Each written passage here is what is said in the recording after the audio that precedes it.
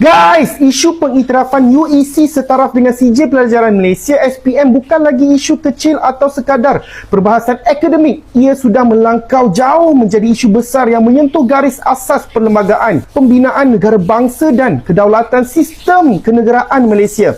Ini bukan soal emosi, ini soal prinsip dan garis merah negara. Sejak awal pembentukan Malaysia, pendidikan dirangka sebagai alat penyatuan. Sebab itu, perkara 152 Perlembagaan Persekutuan meletakkan bahasa Melayu sebagai bahasa kebangsaan dan bahasa utama dalam pendidikan arus perdana. Laporan Jawatan Kuasa Kabinet 1979 pula dengan jelas menegaskan keperluan satu sistem pendidikan nasional bagi pembentukan perpaduan, kesetiaan dan identiti bersama sebagai rakyat Malaysia. Kajian Institut Kajian Etnik UKM sejak awal tahun 2010-an lagi telah mengesahkan hakikat ini. Sistem pendidikan yang berasingan berasaskan bahasa dan identiti sendiri berpotensi melemahkan integrasi nasional dan melahirkan segmentasi etnik dalam jangka masa yang panjang.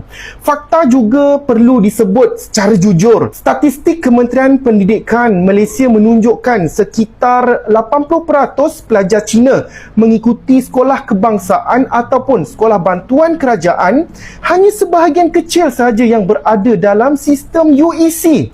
Ini bermakna UEC bukan keperluan arus perdana masyarakat Cina, tetapi tuntutan kelompok-kelompok yang tertentu yang mempunyai pengaruh politik dan ideologi yang jelas. Maka di sinilah peranan Dong Zong menjadi sangat mencurigakan. Perjuangan berterusan menuntut UEC perlu setaraf dengan SPM tanpa tunduk kepada kurikulum kebangsaan. Bahasa kebangsaan dan falsafah pendidikan negara adalah satu tuntutan yang telah melanggar semangat perlembagaan. Ia bukan lagi soal pendidikan tetapi soal mencabar kerangka asas negara yang telah dipersetujui bersama sejak merdeka dulu. Begitu juga dengan DAP. Pendirian konsisten parti ini melalui slogan Malaysian Malaysia telah lama dipersoalkan oleh sarjana perlembagaan. Prof. Emirat Syed Salim Faruqi sendiri menegaskan bahawa konsep ini bercanggah dengan struktur asas perlembagaan yang diwujudkan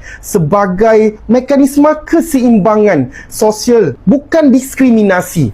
Apabila tuntutan UEC digerakkan seiring dengan ideologi ini, ia jelas bukan lagi neutral tetapi bersifat politik dan mencabar konsensus kenegaraan. Maka di sinilah kerajaan tidak boleh bersikap longgar. Akta Pertubuhan tahun 1966 memberi kuasa kepada pendaftar pertubuhan ataupun ROS untuk menyiasat, menyemak